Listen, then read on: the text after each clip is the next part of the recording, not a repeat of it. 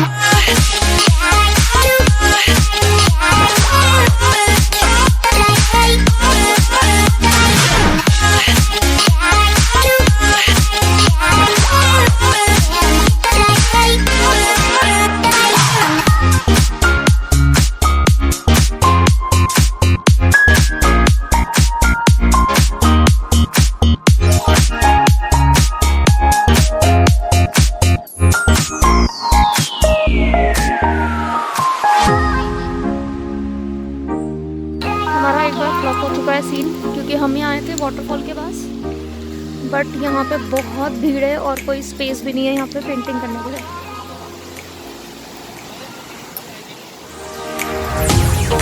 Finally हमें एक जगह मिली है. इससे पहले हम वाटरफॉल गए थे किमाड़ी की, बट वहाँ पे बहुत रश था और वहाँ पे जगह नहीं थी. सो आई विल शो यू कि हमें कौन सी जगह मिली है. This is the place. It's beautiful.